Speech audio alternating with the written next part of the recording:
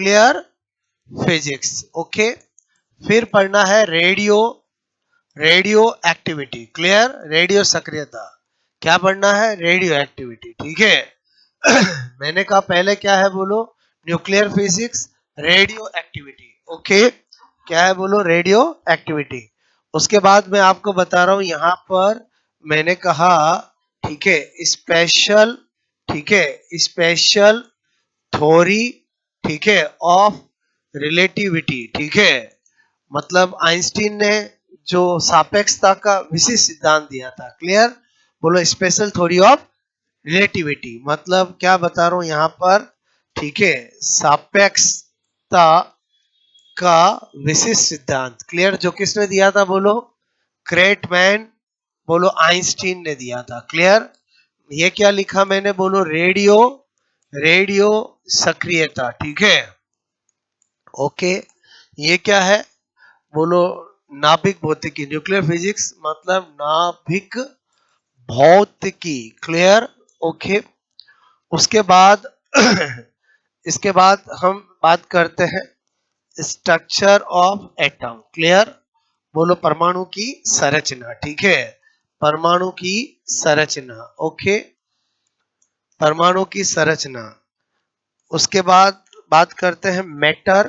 ठीक है, matter wave. Okay, द्रव्य तरंग, द्रव्य तरंग। ओके, और उसके बाद particle wave. Clear, particle wave. ठीक है, बोलो कण तरंग। ठीक है, पार्टिकल वेव। ओके, ये कंटेंट हमारे सिलेबस के हैं।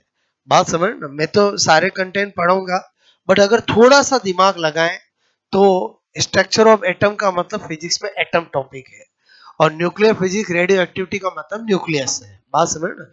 जो मैं पहले स्टडी करा चुका हूं, फिर भी वापस मैं आपको कराऊंगा। बोलो रेफरेंस क्या है बोलो? Modern physics. इसके अंदर जो सबसे इंपॉर्टेंट चीज है, जैसे अगर मैं बात करूं इस टॉपिक से, पिछली बार किससे क्वेश्चन आया था?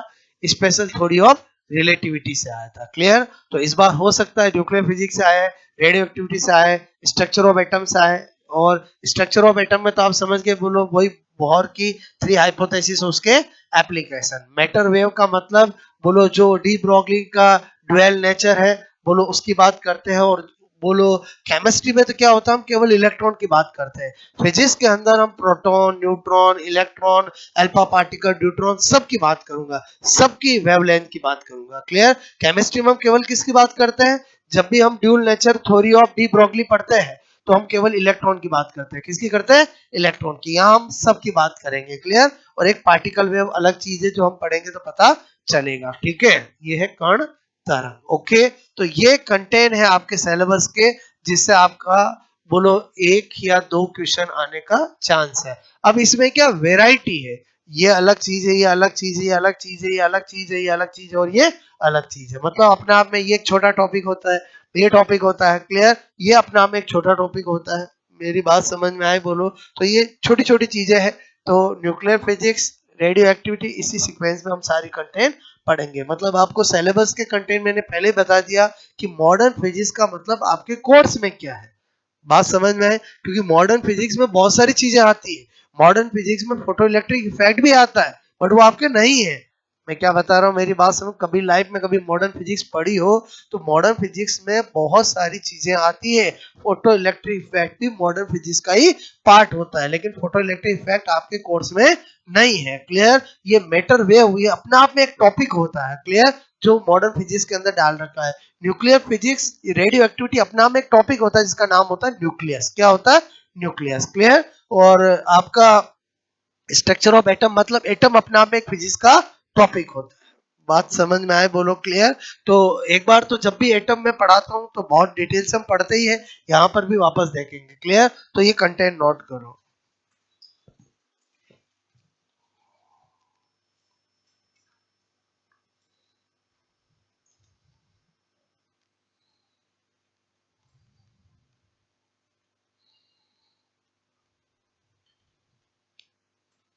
मॉडर्न फिजिक्स मतलब हिंदी में क्या बोलोगे? आधुनिक बोध की, और क्या? क्लियर,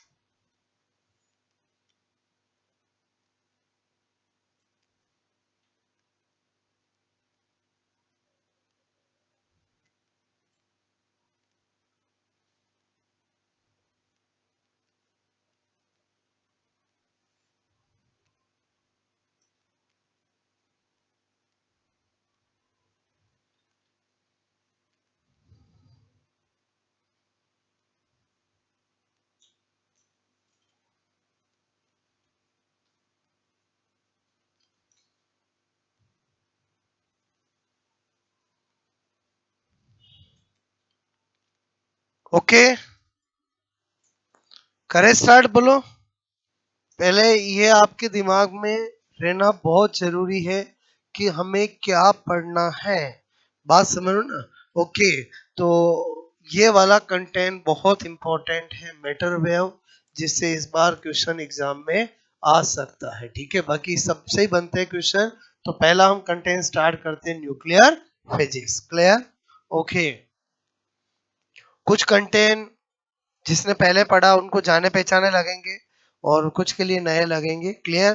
तो हम तो सारे कंटेंट 6 के 6 पढ़ेंगे। ओके, जैसे मैंने कहा कि क्या स्टार्ट कर रहा हूं, न्यूक्लियर फिजिक्स। ठीक है, तो न्यूक्लियर फिजिक्स के अंदर हमें 3 चीजें पढ़नी होती है, एक मास डिफेक्ट, एक बाइंडिंग एनर्जी, एक binding energy per nucleon. Clear? जिससे हमें पता चलता है कि कौन सा न्यूक्लियस स्टेबल है और कौन सा अनस्टेबल है। क्लियर? जब ये सारी बातें पता चल जाती तभी रेडियो एक्टिविटी की बात आती है, क्योंकि जो न्यूक्लियस अनस्टेबल होगा उसी में रेडियो एक्टिविटी की प्रॉपर्टी होगी और वही अल्फा बीटा गामा रेज निकालेगा। तो पहला कंटेंट पढ़ेंगे तो दूसरा अपना आप समझ में आएगा। तो बोलो, न्यूक्लियर फिजिक्स के अंदर मैंने कहा आपको सबसे पहले यहां पर क्या लिख रहा हूं मैं, बोलो मास डिफेक्ट। क्लियर?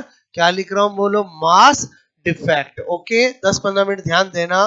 क्या बोलते हैं, द्रव्यमान क्षति। क्लियर? ओके, और इसको किससे रिप्रेजेंट करते हैं, डेल्टा एम से करते हैं। होता क्या है, हम बहुत अच्छे से जानते हैं, न्यूक्लियस में क्या होता है, एक प्रोटॉन होते हैं और न्यूट्रॉन होते हैं। क्या एक प्रोटॉन एक न्यूट्रॉन होता है, बहुत सारे होते हैं? बहुत सारे होते हैं, डिपेंड ऑन एटम। बोलो अलग अलग एटम के अंदर बोलो number of neutron number of proton अलग अलग होते हैं, जो हम कभी भी निकाल सकते हैं अगर हमें एटम पता चल जाए। तो मैंने आपसे कहा इमेजिन करो मास डिफेक्ट क्या होता है, ये है प्रोटॉन, ये है न्यूट्रॉन, ये है प्रोटॉन, ये है न्यूट्रॉन, ये है प्रोटॉन, ये है न्यूट्रॉन। क्लियर? ओके, मैंने कहा जिनको हम बोलते हैं न्यूक्लियन। क्या बोलते हैं, न्यूक्लियन। ओके, प्रोटॉन न्यूट्रॉन को सम्मिलित रूप से क्या कहते हैं, न्यूक्लियन कहते हैं। क्या कहते हैं, बोलो न्यूक्लियन। ओके, और मैंने कहा ये मिलकर के क्या बनाते हैं, न्यूक्लियस। ये क्या बनाएंगे, बोलो न्यूक्लियस। तो क्या होता है कि जब न्यूक्लियन से न्यूक्लियस बनता है तो यहाँ पर क्या होता है, थोड़े मास का की होती कमी होती है, उसी को हम क्या बोलते हैं, मास डिफेक्ट बोलते हैं। मैंने कहा मास की कमी होती है, इसका मतलब हुआ कि यहाँ पर अगर मैं मास डिफेक्ट का फॉर्मूला लिखूं, जो बहुत सी बार एग्जाम में पूछा गया है, बोलो अतः यहाँ पर मैंने कहा mass defect. Clear? Mass defect, बोलो delta M is equal to क्या होगा, जब भी डिफेक्ट की बात आएगी तो ज्यादा माइनस कम करेंगे। क्या करेंगे, ज्यादा माइनस कम। तो मैं क्या लिखूंगा यहाँ पर, mass of nucleon, mass of nucleon minus mass of nucleus, mass of nucleus. क्या बोला मैंने, आपको समझ में आया कि जब न्यूक्लियन से न्यूक्लियस बनता है तो थोड़ी मास की क्या होती है, कमी होती है, उसी को हम क्या बोलते हैं, मास डिफेक्ट। अगर वो मुझे कमी निकालनी है तो मुझे क्या करना पड़ेगा, ज्यादा माइनस कम। तो ज्यादा किसका होगा, मास ऑफ न्यूक्लियन, और कम किसका होगा, न्यूक्लियन का, बोलो न्यूक्लियस का। तो इसका मतलब हुआ, इसी को मैं ऐसा लिख सकता हूं कि भाई एक बोलो न्यूक्लियन कौन होंगे, तो मैंने कहा Z of mass of proton. Clear? भाई प्रोटॉन का मास एक हम जानते हैं, तो जितने बोलो एटॉमिक नंबर होगा उतने ही प्रोटॉन होंगे। क्लियर? ओके, मैंने कहा एन और मास ऑफ न्यूट्रॉन, मतलब ये तो न्यूट्रॉन के एक न्यूट्रॉन का मास हो गया, और एन क्या हो गया, नंबर ऑफ न्यूट्रॉन। तो ये तो टोटल मास किसका हो गया, बोलो न्यूक्लियन का। और ये किसका लिख दूं मैं, बोलो यहाँ पर न्यूक्लियस का, जो मुझे दे रखा होगा। तो ये फॉर्मूला मेरा किसका बन गया, बोलो मास डिफेक्ट का। ये बोलो 1 से 2 बार एग्जामों में पारपीएससी ने पूछा है। क्लियर? जब पूछता है तो क्या करता है, mass of proton mass of neutron mass minus mass of nucleus, बोलो mass of nucleus minus this one और this one minus this one. अरे समझे नहीं समझे, बोलो क्लियर? तो आपको पता होना चाहिए कि ये जेड और एन क्या है। तो यहाँ पर क्या बता रहा हूं मैं आपको, मैंने कहा ठीक है, यहीं पर आकर मैं आपको बता दूं, तो मैंने कहा ठीक है, यहाँ यहाँ बोलो ये जेड क्या है, नंबर ऑफ, मैंने कहा प्रोटॉन। क्लियर? बोलो नंबर ऑफ प्रोटॉन। ये क्या है, बोलो मैंने कहा मास, ठीक है, of one proton. Clear? 1 proton, और वो कितना होता है 1.672 इंटू 10 की पावर माइनस 27 किलोग्राम या 1.007 AMU। क्या लिखूंगा मैं, बोलो 1.007 AMU। क्लियर। इस टॉपिक में सारे मास AMU में यूज आते हैं, इसलिए मैंने AMU में भी लिखा है। ये क्या है बोलो, अपन कहेंगे नंबर ऑफ न्यूट्रॉन। क्या है बोलो, नंबर ऑफ न्यूट्रॉन। और मैंने कहा ये क्या है बोलो, यहाँ पर मैंने कहा मास, ठीक है, mass of one neutron. Clear, mass of one neutron 1.675 into 10 की पावर माइनस 27। न्यूट्रॉन का मास प्रोटॉन से थोड़ा ज्यादा होता है। Clear, 1.008 AMU। बात समझ में आई बोलो, क्लियर। और मास ऑफ न्यूक्लियस तो दे रखा होगा, आपको टेंशन लेने की जरूरत नहीं है। क्लियर, तो आई थिंक मेरी बात समझ में आई बोलो, okay.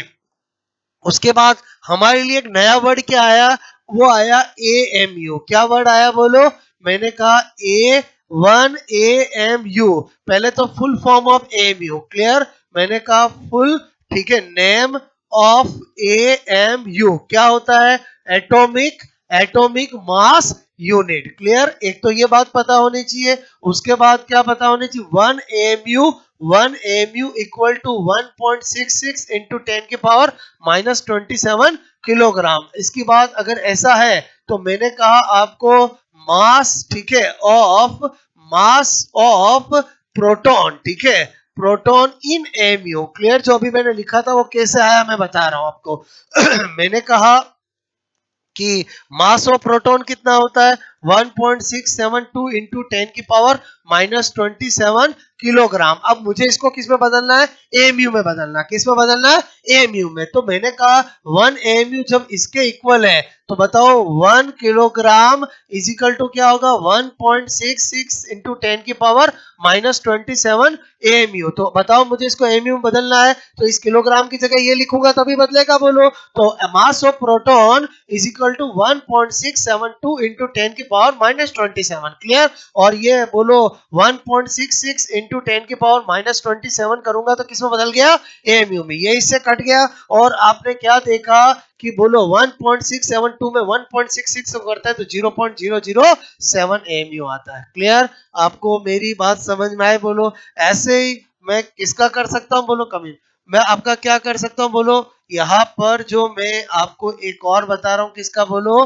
Mass of neutron. Clear, okay, यहाँ पर ही किसका बता दूं मैं बोलो, मास, ठीक है, of neutron. Okay, neutron in AMU. Clear, देखो ये मैं लिख चुका हूं, मैं क्यों कन्वर्ट करना बता रहा हूं, ताकि आपको किलोग्राम को एएमयू में और एएमयू को किलोग्राम में कन्वर्ट करना आना चाहिए। सपोज दैट बोलो आपको किसी न्यूक्लियस का मास किलोग्राम में दे दिया और आपको यूज करना है एएमयू में, तो जब कन्वर्ट करना नहीं आएगा तो कैसे होगा काम, माना ये तो आप याद कर लोगे। बात समझ में, मैं क्यों बता रहा हूँ समझ में आया। वैसे तो इसमें आपको सभी मास एएमयू में ही दिए जाते हैं। न्यूक्लियस का मास किस में दिया जाएगा, एएमयू में, लेकिन एग्जामिनर का क्या है, बोलो किलोग्राम में दे दे, तो ये आपको ग्राम में दे दे, तो आपको इसको एएमयू में कन्वर्ट आना चाहिए, क्योंकि बिना एएमयू कन्वर्ट किए आप कर ही नहीं सकते, क्योंकि मास डिफेक्ट एएमयू ऑर्डर का होता है। मास डिफेक्ट किलोग्राम ग्राम में थोड़ी होता है, किस ऑर्डर का होता है, एएमयू ऑर्डर का होता है। तो इसका मतलब हुआ कि इसको, इन दोनों को कन्वर्ट करने के दौरान हम कन्वर्ट करना भी सीख रहे हैं। क्लियर, बताओ यहाँ पर मास ऑफ न्यूट्रॉन कितना होता है 1.675 इंटू 10 की पावर माइनस 27 किलोग्राम। क्लियर, अच्छा, अगर मुझे ग्राम दे तो भी कोई दिक्कत नहीं, ग्राम को मैं किलोग्राम में बदल सकता हूँ। बोलो ग्राम को किस में बदल सकता हूँ, किलोग्राम में, क्योंकि मेरा जो रिलेशन है वो तो किस में है बोलो, किलोग्राम में। बात समझ में, अगर कोई चीज मुझे ग्राम में मिले तो मैं इसको किलोग्राम में कन्वर्ट कर लूंगा, और फिर एक एमयू किसके किलो के बराबर होता है 1.66 इंटू 10 की पावर माइनस 27 किलोग्राम, और ग्राम में बोलूं तो 24 हो जाएगा। सीधी सी बात है, बोलो एक एमयू ग्राम में किसके बराबर होता है, तो मैंने कहा किलोग्राम को ग्राम में बदलना है तो 1000 मल्टीप्लाई करूंगा तो 3 पावर कम हो जाएगी। बोलो बात समझ में आए, मैं क्या बोल रहा हूँ, 1 किलोग्राम इज इक्वल टू 1000 ग्राम होता है, तो उससे तो कोई दिक्कत ही नहीं। बोलो क्लियर, ओके। थोड़ा ये फिगर याद रखना इजी रहता है, क्योंकि प्रोटॉन का मास 27, न्यूट्रॉन 27 और एमयू भी 27। अरे बोलो, इसलिए मैंने किलोग्राम में लिखा। ओके, बाकी तो आपको पूछे तो आप कर सकते हो। अच्छा, मास ऑफ न्यूट्रॉन इन एमयू करना है 1.67 इंटू 10 की पावर माइनस 27। बताओ, जहां किलोग्राम है इस किलोग्राम की जगह क्या लिख सकता हूँ? 1.66 इंटू 10 की पावर माइनस 27 AMU। क्लियर? तो मास ऑफ न्यूट्रॉन अगर करेंगे तो उससे थोड़ा ज्यादा आएगा, 1.008 AMU। क्लियर? पहले आपको ये तीन स्पेशल नोट समझ में आए? बोलो क्लियर? ओके, ये चौथा लिख देता हूँ यहाँ पर। ठीक है, तो यहाँ पर जो मैंने लिखा समझ में आया?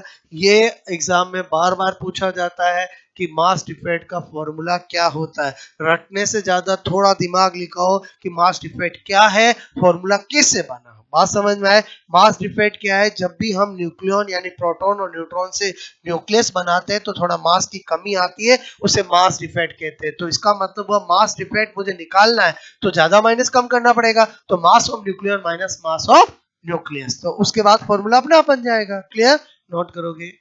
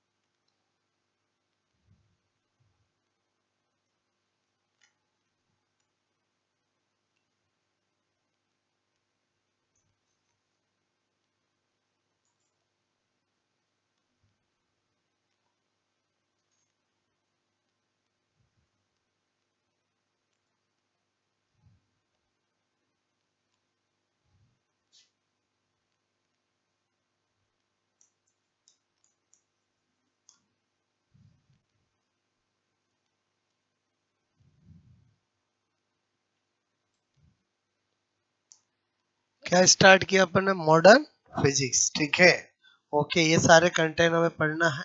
ठीक है।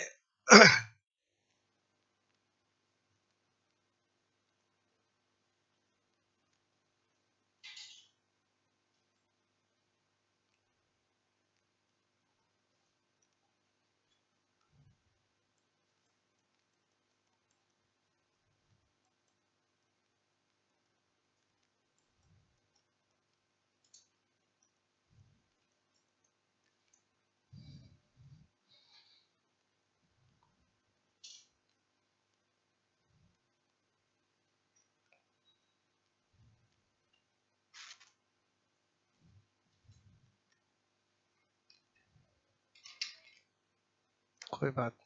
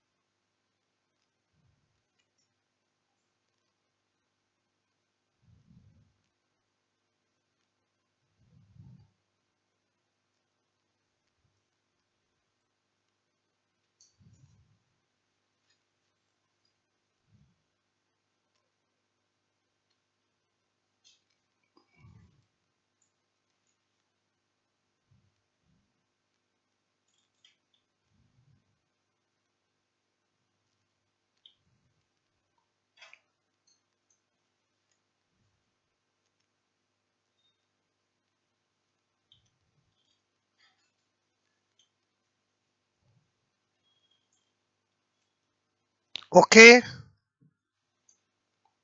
किया नोट बोलो। कभी कभी छोटी छोटी चीजें एग्जाम में पूछ लेते हैं। 1 AMU किसके बराबर होता है? देखो।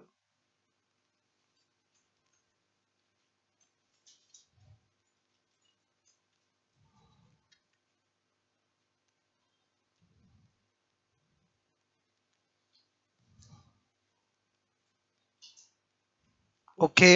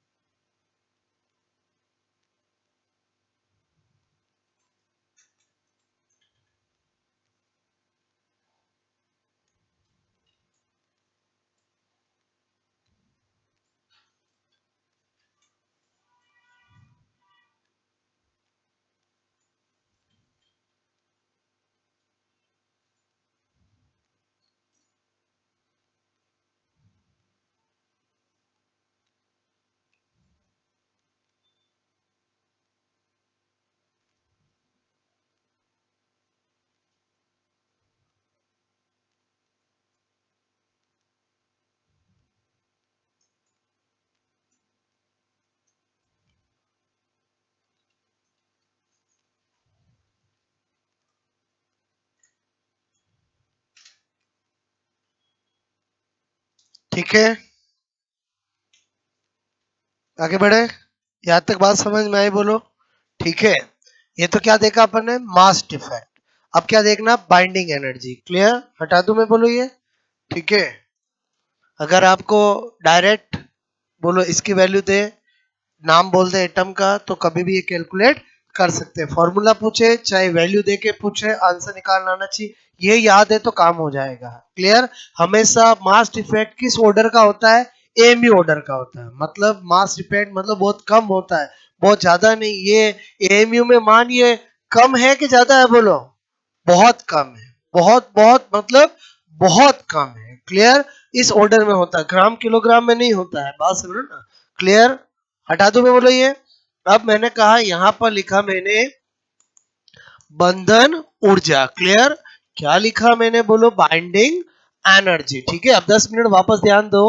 बाइंडिंग एनर्जी, बंधन ऊर्जा। क्लियर? तो क्या बोलेंगे? मास डिफेक्ट के तुल्य ऊर्जा को क्या कहते हैं? बंधन ऊर्जा। यानी energy equal to mass defect. मैंने कहा बोलो द्रव्यमान क्षति। ठीक है, mass defect. Clear?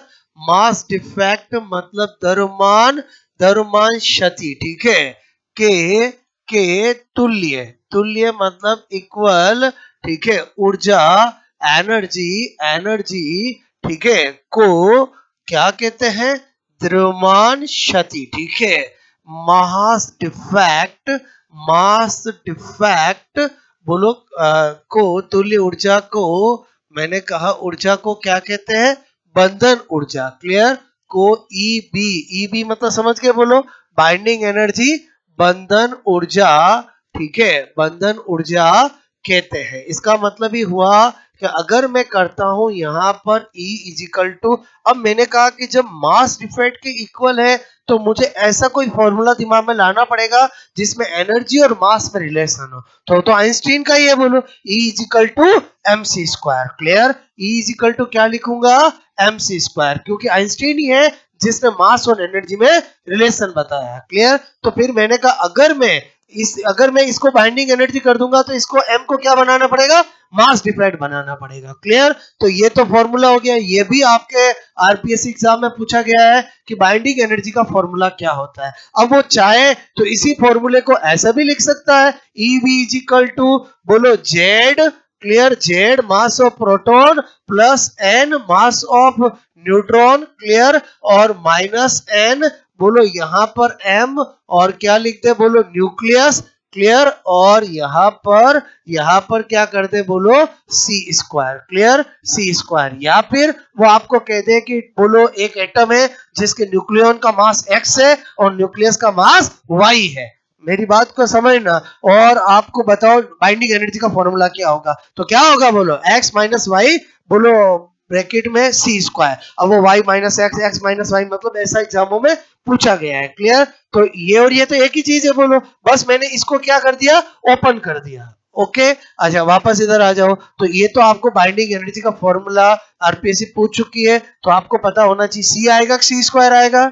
c square. रटने की जरूरत नहीं है। E is equal to mc square. Binding energy क्या होता है बोलो? मास डिफेक्ट के इक्वल एनर्जी को क्या कहते हैं? Binding energy. तो हम ऐसा फॉर्मूला सोचा जिसमें एनर्जी और मास में रिलेशन हो।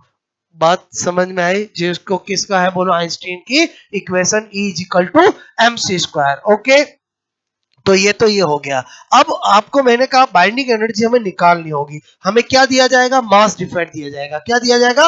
Mass defect. यहां पर एक नोट करके क्या लिख रहा हूं?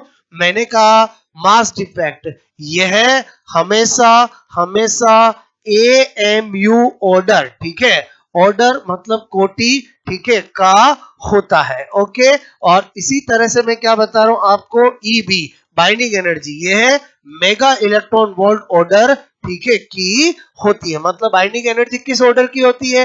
जूल में होती है कि इलेक्ट्रॉन वोल्ट में होती है? मेगा इलेक्ट्रॉन वोल्ट में, मेगा इलेक्ट्रॉन वोल्ट ऑर्डर की होती है। इसका मतलब हुआ कि जब भी क्वेश्चन आएगा मुझे यही बोला जाएगा कि एक एटम का 5 AMU 10 AMU 20 AMU mass defect है, बताओ इसकी बाइंडिंग एनर्जी क्या होगी? ऑप्शन में मुझे बोलो 400 mega electron volt, 800 mega electron, 900 mega electron, ऐसे ऑप्शन होंगे। क्लियर? तो इस बात को ध्यान में रखते हुए अपन एक क्वेश्चन करते हैं। क्लियर? क्या करते हैं? 1 AMU, ठीक है, मास डिफेक्ट वाले एटम की binding energy. Clear? Binding energy होगी। क्लियर? होगी, ये अपने को करना है। बात समझ ना? तो मैंने कहा यहां पर देखो, अगर हम सिस्टमेटिक तरीके से करें तो EB is equal to delta M C square. Clear? तो थोड़ा दिमाग लगाए कि भाई C की वैल्यू तो मैं जानता हूं 3 × 10⁸ मीटर पर सेकेंड, बट वो तो MKS में है। क्लियर? तो इसका मतलब हुआ कि एक बार तो मुझे सारी चीजें MKS में रखनी पड़ेगी, बिकॉज एनर्जी मेरी जूल में आएगी। बोलो मेगा इलेक्ट्रॉन वोल्ट कोई MKS में थोड़ी है। पहले तो एनर्जी की MKS में यूनिट क्या होती है? जूल। तो मैंने कहा मुझे यहां पर जो आपका 1 AMU है, क्लियर, तो मैंने कहा मुझे क्या रखना पड़ेगा? 1.66 × 10⁻27। क्लियर? ये रखना पड़ेगा, फिर तभी मैं 3 × 10⁸ का स्क्वायर कर पाऊंगा। आपको मेरी बात समझ में आए? मैं डायरेक्ट एक AMU यहां नहीं रख सकता हूं। क्यों नहीं रख सकता हूं? क्योंकि एक AMU कोई ऐसा यूनिट थोड़ी है। बोलो ऐसा यूनिट मास की तो क्या है? बोलो किलोग्राम में। मैं ना ग्राम रख सकता हूं ना AMU रख सकता हूं, मुझे क्या रखना पड़ेगा? किलोग्राम रखना पड़ेगा। क्लियर? अच्छा, तो मेरा ये आंसर इसको सोल्व करने के बाद किस में आएगा? जूल में आएगा। किस में आएगा?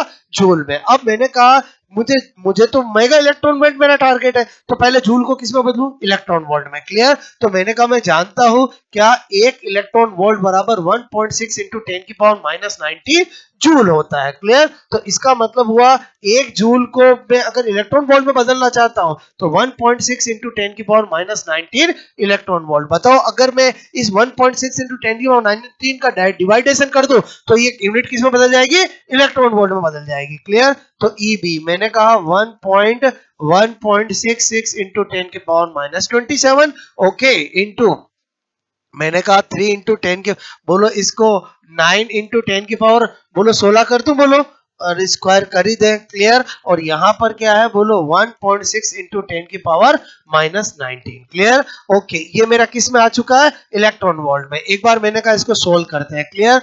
बोलो ये है यहाँ पर माइनस का 8 बचा, बोलो बचेगा नहीं बचेगा? क्लियर? बताओ यहाँ पर प्लस का 8 बचा। क्लियर? ओके ये लगभग काट दे सेटिंग। बोलो ईबी ऑलमोस्ट एक तो 9 इंटू 10 की पावर 8 बचा। क्या बचा बोलो? 9 इंटू 10 की पावर बोलो 8 बचा। तो मैंने कहा भाई मुझे तो ये electron volt mega electron volt में चाहिए, तो बताओ मैं यहाँ पर इंटू 2 और इसको मेगा इलेक्ट्रॉन वोल्ट लिख सकता हूँ। और 10 की पावर 6 में कहा खा गया? समझ में आया? एम में खा गया। क्लियर? तो मैंने कहा ये आया, तो इसका मतलब हुआ ये ऑलमोस्ट इक्वल टू क्या आ गया? 900 मेगा इलेक्ट्रॉन वोल्ट। मतलब यहाँ पर अगर मैं एग्जैक्ट डाटा बताऊं तो मैं क्या बोलूंगा यहाँ पर नोट करके कि 1 एएमयू। क्लियर? बोलो 1 एएमयू मास डिफेक्ट। क्लियर? मास डिफेक्ट के तुल्य तुल्य बाइंडिंग एनर्जी बोलो 931 mega electron volt 931 mega electron volt होती है। अब 930 ध्यान रखो, 31 ध्यान रखो, चलेगा? बात समझ में आए? बोलो क्लियर? अब हमारा जब भी क्वेश्चन आता है हमें इतना कुछ करने की जरूरत नहीं है। जैसे एग्जाम में क्वेश्चन क्या आएगा? क्लियर? बोलो यहाँ पर मैंने लिखा कि बोलो 5 AMU. Clear? Mass defect mass defect के तुल्य तुल्य बाइंडिंग बंधन ऊर्जा। क्लियर? बंधन ऊर्जा बाइंडिंग एनर्जी। ठीक है? Binding binding energy energy energy बोलो मेगा इलेक्ट्रॉन वोल्ट में होगी। पक्का ऑप्शन मेगा इलेक्ट्रॉन वोल्ट में आएगा। अपने को तो कुछ नहीं करना है। ईबी इजिकल टू एक एमयू की पता है तो 5 इंटू 930 अरे 31 क्यों? ऑप्शन देखेंगे दूर दूर है तो 930 से मल्टीप्लाई किया और ये अपना टिक कर देगा। यहाँ भी क्यों करे बोलो? वो तो ऑप्शन दे के कर ही देंगे। मतलब जिस काम में हमें 2 से 5 मिनट लगता हो उसी काम को हम 10 सेकंड में कर सकते हैं। आपको क्या मैंने बताया? ये फिक्स है कि बाइंडिंग एनर्जी हमेशा मेगा इलेक्ट्रॉन वोल्ट में होती है। ये फिक्स है कि मास डिफेक्ट हमेशा आपको एमयू में ही दिया जाएगा। तो अपन ने काम इजी बना लिया। जितना एमयू दे 5 10 15 20 25 बोलो आधा एमयू जो दे बोलो मल्टीप्लाई 931 930 बोलो दूर दूर हो तो 900 और बोलो कर सकते हो। क्लियर? एग्जैक्ट मैंने बता दिया 931 के इक्वल होता है। फिर डिपेंड ऑन ऑप्शन कि भाई बहुत दूर दूर है और आपको टाइम नहीं है तो 900 से मल्टीप्लाई करके टिक कर दो, आपका आंसर तो हो ही जाएगा। पास पास है तो एग्जैक्ट करो। बात समझ में आए? बोलो क्लियर? तो आई थिंक ये मैं क्या सिखाना चाह रहा था समझ में आए मेरी बात? ओके नोट करोगे?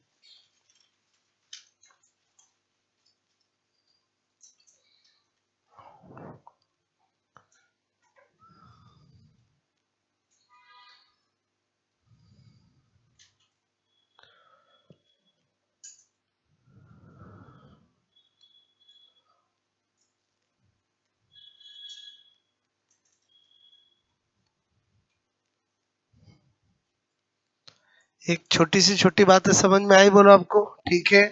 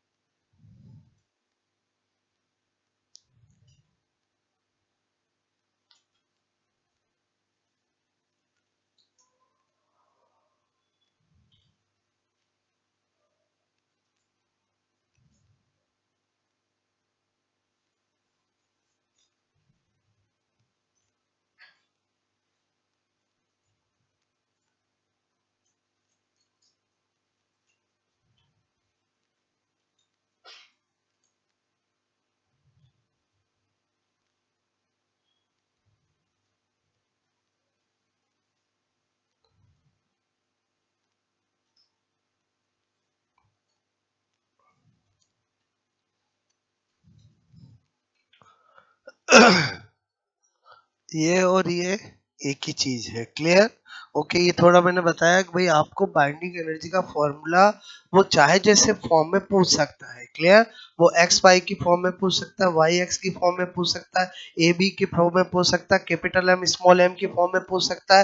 बोलो सी स्क्वायर तो साथ में आएगा ही आएगा। क्लियर? डेल्टा एम में तो अपने आप में मास इफेक्ट आ गया। बोलो क्लियर? ओके, मेरी बात समझ में आई? बोलो। और जो स्पेशल थ्योरी ऑफ रिलेटिविटी है उसमें तो मैं आपको सारा E is equal to M C square का बोलो आइंस्टीन ने क्या रूप बताया है जो हम रिलेटिविटी में लगाते हैं वो आपको पूरा बताऊंगा। क्लियर? ओके। बाकी इन पूरा फिजिक्स में हम E is equal to M C square बोलते हैं, और जब हम रिलेटिविटी की बात करते हैं तो आइंस्टीन इसका अलग रूप बताता है। बात समझ में आए? बोलो कभी ना कभी लाइफ में पढ़ा होगा, मैं अच्छे से आपको समझाऊंगा। ठीक है? तो अभी तो यहाँ तक मेरी बात समझ में आए? बोलो ओके। ये एक तरह से मैंने क्वेश्चन भी करा दिया और मैंने आपको बता दिया अगर हम नहीं ध्यान रखें ए म्यू कितने मेगा इलेक्ट्रॉन वोल्ट तो हमें हर बार इतना लंबा पूरा प्रोसीजर करना पड़ेगा। ठीक है?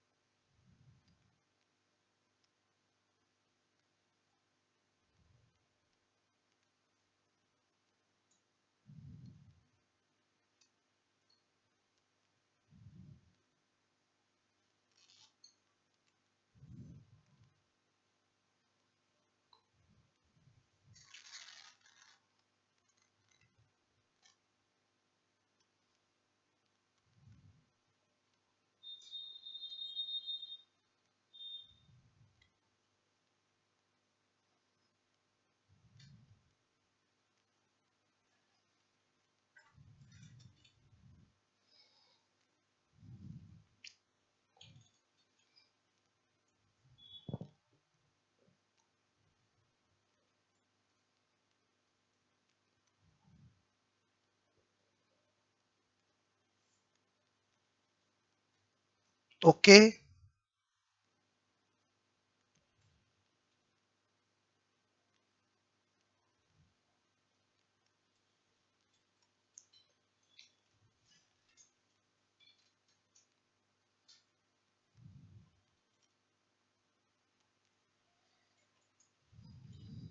हो गया ये?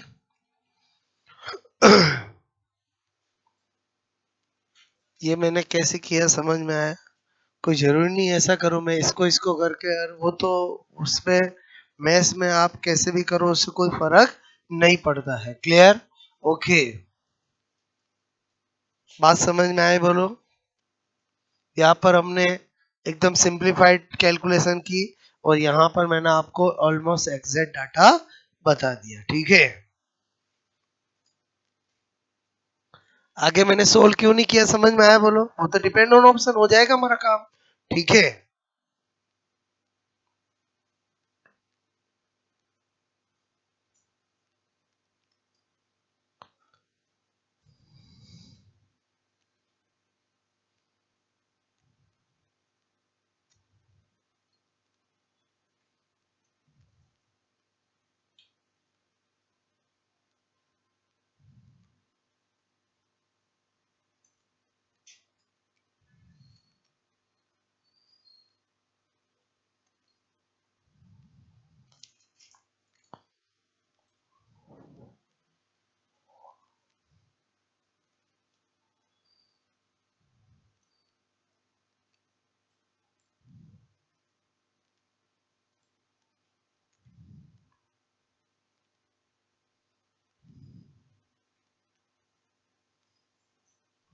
ओके, तीन चीजें आपस में कनेक्ट है, मास डिफेक्ट, बाइंडिंग एनर्जी और अब binding energy per nucleon. Clear? Okay, हटा दो। मैंने कहा बंधन ऊर्जा प्रति न्यूक्लियन, ठीक है। क्या लिख रहा हूं?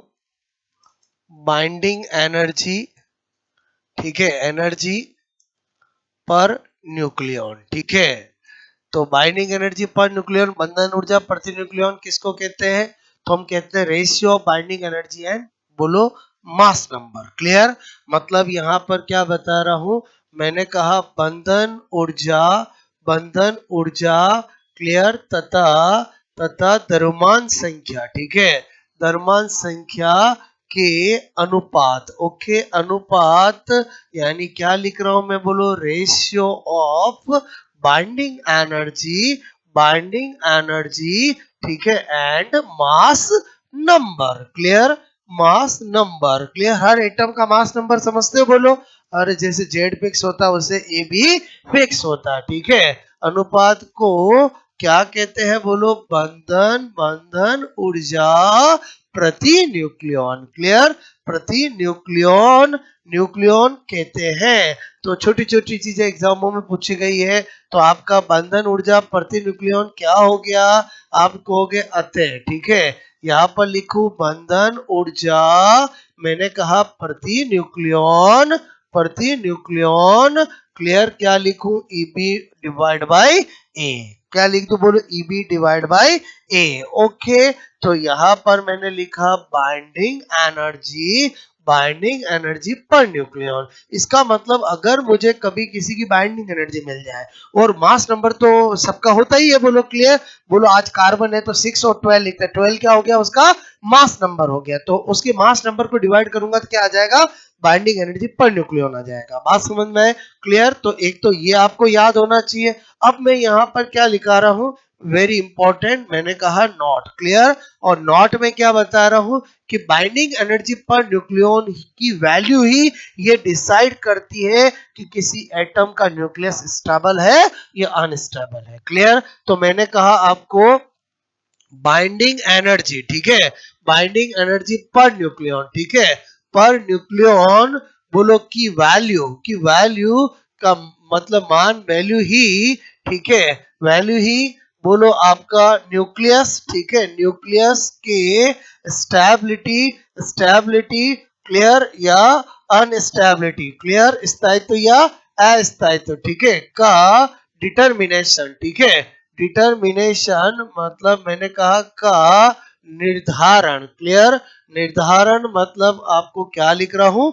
डिटर्मिनेशन, ठीक है, करवाती है। तो कभी भी आपको एग्जाम में पूछे कि वो कौन सी वैल्यू है जो हमें किसी के न्यूक्लियस को स्टेबिलिटी अनस्टेबिलिटी की डिटर्मिनेशन करवाती है? Binding energy, mass defect, binding energy per nucleon, तो बाइंडिंग एनर्जी पर न्यूक्लियन। तो यहां पर दूसरी बात क्या बता रहा हूं, यदि, ठीक है, किसी एटम बोलो की बाइंडिंग एनर्जी, ठीक है, binding energy per nucleon, clear, per nucleon, मैंने कहा per nucleon 8.5 mega electron volt के बराबर, ठीक है, बराबर या अधिक, ठीक है, अधिक होती है तो उसका न्यूक्लियस, क्लियर, उसका न्यूक्लियस स्टेबल, ठीक है, स्टेबल होता है वह atom non radio active, clear, non radio active. Clear? क्या केमिस्ट्री में हम हर एक को रेडियो एक्टिव बोलते हैं क्या? नहीं, हम जब लेंथेनाइट पढ़ते हैं तो हम बोलते हैं ओनली प्रोमीथियम रेडियो एक्टिव होता है। क्लियर? आप अगर देखोगे तो पिछले साल क्वेश्चन आया कि लेंथेनाइट में कौन है जो प्रकृति में नहीं पाया जाता है? तो बोलो प्रोमीथियम, बिकॉज प्रोमीथियम कौन है? Radio active. क्लियर? और एक्टिनाइट के सारे एलिमेंट क्या होते हैं? Radio active. क्लियर? बोलो क्या D block and P block सबके रेडियो एक्टिव होते हैं क्या? नहीं होते। तो इसका मतलब हुआ कि रेडियो एक्टिव होना या नहीं होना न्यूक्लियस की स्टेबिलिटी अनस्टेबिलिटी पे डिपेंड करती है। और किसी का न्यूक्लियस स्टेबल है या अनस्टेबल वो किस पे डिपेंड करता है? वैल्यू ऑफ न्यूक्लियन बोलो nucleon binding energy per nucleon. तो मैंने दो रेफरेंस लेवल बता दिया, एक बता रहा हूँ 8 मेगा इलेक्ट्रॉन वोल्ट के बराबर या उससे अधिक होता है तो क्या होगा, न्यूक्लियस स्टेबल होगा। और न्यूक्लियस स्टेबल है इसका मतलब एटम कैसा है, नॉन रेडियो एक्टिव, क्लियर होता है। तो इसका मतलब हुआ तीसरी बात क्या होगी बोलो, यदि बोलो यहां पर binding energy, clear binding energy per nucleon, clear per nucleon मैंने कहा आपको क्या लिखा बोलो यहां पर, ठीक है बोलो ये मैंने लिखा मतलब समझ गए बोलो, इसका मतलब क्या है बोलो, less than less than 8.5 mega electron volt, clear. तो न्यूक्लियस स्टेबल क्या अनस्टेबल बोलो, अनस्टेबल, क्लियर बोलो। तो मैंने कहा nucleus nucleus unstable, clear unstable होगा। एंड एटम देखो यहां तो पूरा मैंने लिख दिया, समझ के बोलो, atom radio radio active, clear radio active होगा। और अगर एटम रेडियो एक्टिव होगा तो उसमें कौन सी प्रॉपर्टी होगी, रेडियो एक्टिविटी की प्रॉपर्टी होगी, जो हमारा अगला कंटेंट होगा। बात समझ में है? ओके। तो अगर आपको कभी ये एग्जाम में क्वेश्चन पूछा जाए कि बोलो ए एक एटम है, ए एटम, ठीक है, ए एटम का बोलो binding energy binding energy binding energy per nucleon, clear per nucleon 12.5 electron volt है। तो तो वह होगा, क्लियर होगा, पहला ए बोलो radio active, clear B non radio active non radio active, clear. और मैंने कहा बोलो न बहुत, ठीक है, और यहां पर क्या कह रहा हूं, नन ऑफ दिस, ठीक है। अपना अपना आंसर सोच लिया बोलो, सोच लिया, ओके। वैल्यू दी 12.5, क्लियर। चलो ए वाले, बी वाले, हाथ तो सबको खड़ा करना, अभी अभी पढ़ाया ताजा ताजा। चलो ए वाले, बी वाले, चलो डबल ट्रिप, अब तो देना ही पड़ेगा, मतलब ए और बी में से आंसर देना है, क्लियर। बहुत सारे हाथ खड़े नहीं कर रहे हैं, मैं चाहता हूं पहला आपका ओपिनियन। ए वाले, ओके। बी वाले, ज्यादा हाथ किस में खड़े हुए हैं, बी में। रेडियो एक्टिव के नॉन रेडियो एक्टिव, क्यों, क्योंकि आपको वैल्यू क्या लग रही है, ज्यादा, जबकि ये है क्या बोलो, रेडियो एक्टिव। क्यों, क्योंकि ये पीछे देखो इलेक्ट्रॉन वोल्ट है, मेगा इलेक्ट्रॉन वोल्ट है। बताओ ये वैल्यू कम है कि बहुत कम है, रेडियो एक्टिव होगा खतरनाक, रेडियो एक्टिव होगा, बोल ही नहीं रहे हो। अरे रेडियो एक्टिव होगा कि नहीं होगा, मैंने क्या बताया था आपको, 8.5 मेगा इलेक्ट्रॉन वोल्ट से क्या होनी चाहिए, कम। तो बताओ 12.5 इलेक्ट्रॉन वोल्ट उससे कम है कि ज्यादा है, बहुत कम है। अरे बोलो बहुत कम है ना, क्या बोल रहा हूं, मेरी बात समझ में आए, ए होगा कि बी होगा, आया समझ में बोलो। खाली यही देखोगे पीछे भी देखोगे, और कोई के साथ क्या फर्क पड़ता है, क्या फर्क पड़ता है, इलेक्ट्रॉन वोल्ट और मेगा इलेक्ट्रॉन वोल्ट समझते हो बोलो, ये तो बहुत बहुत कम है, क्लियर, एक मेगा इलेक्ट्रॉन वोल्ट से भी बहुत कम है। अरे समझे समझे बोलो, क्लियर। तो मैं क्या कहना चाह रहा हूँ, नजरें अपनी क्या करो, तेज करो पढ़ाई के मामले में, क्लियर।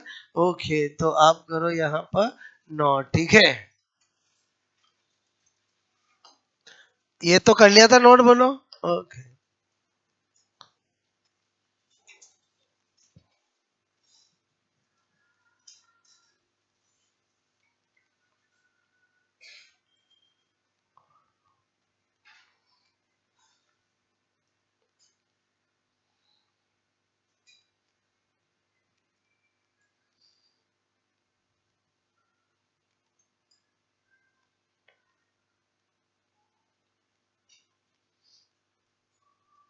कल बहुत बारिश हुई थी, तो कल एंटरटेनमेंट नहीं कर पाए, वो आज कर रहे हैं, ठीक है।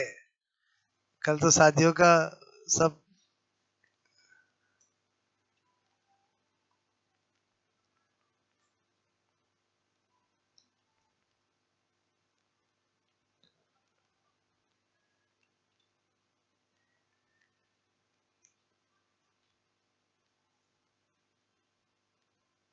कोई भी आपको शादी में बुलाए, बोलना आऊंगा, बस।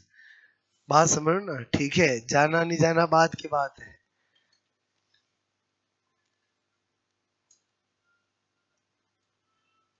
आगे से फोन कर दे तो मैं आ रहा हूँ भाई, ठीक है? आपको केवल पढ़ाई दिखनी चाहिए, ठीक है? खुद की हो तो बात अलग है, बाकी कोई इम्पोर्टेंट नहीं है शादियाँ, ठीक है?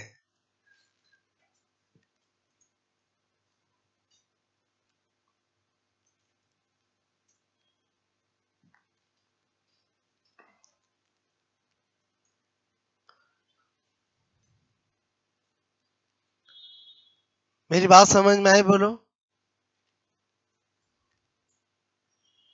रेडियो एक्टिविटी प्रॉपर्टी किस में होगी? जिसका न्यूक्लियस अनस्टेबल होगा। न्यूक्लियस किसका अनस्टेबल होगा? जिसकी binding energy per nucleon 8.5 mega electron volt से कम होगी। 8.5 या उससे ज्यादा अबव होने पर उसका न्यूक्लियस स्टेबल होता है। जिसका न्यूक्लियस स्टेबल होता है उसमें रेडियो एक्टिविटी की प्रॉपर्टी नहीं होती, और ज्यादातर एटम नॉन रेडियो एक्टिव ही होते हैं। क्लियर? ओके।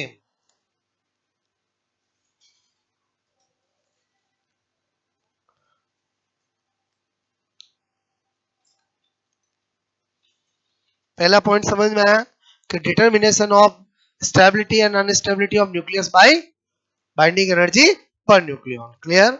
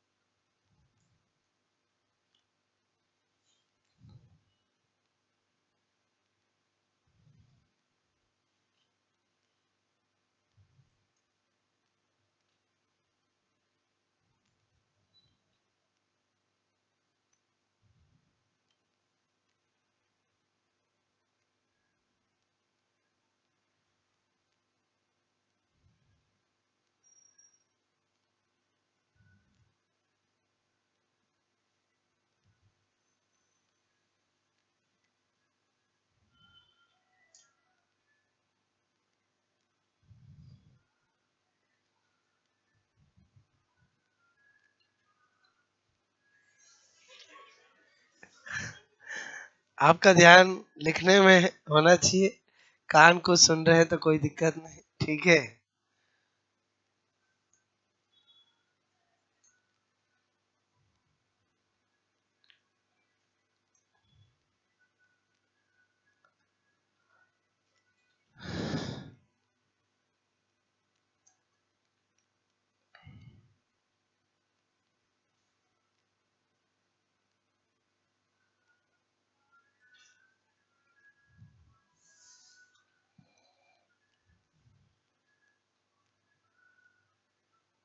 ओके, हो गया ये तीनों नोट?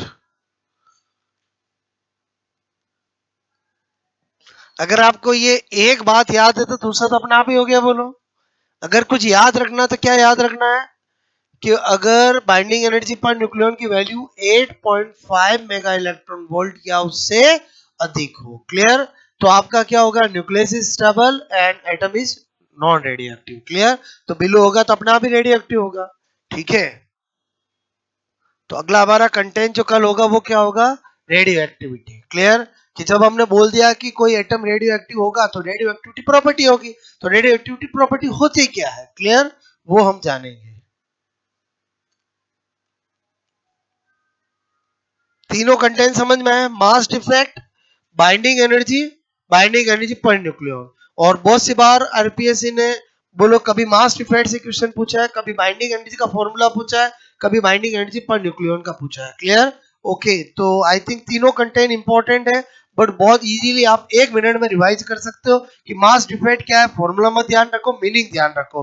बाइंडिंग एनर्जी तो आपको बहुत क्लियर है, E equal to MC square, तो कभी फॉर्मूला बना सकते हो। और एक क्या ध्यान रखना, 1 AMU के इक्वल बाइंडिंग एनर्जी कितनी है, 930 या 931 या 934, कहीं भी कुछ भी लिखे वो चलेगा, मेगा इलेक्ट्रॉन वोल्ट। क्लियर। और मैंने कहा आपको बाइंडिंग एनर्जी पर न्यूक्लियन क्या होता है, जो नाम है उसी में फॉर्मूला है।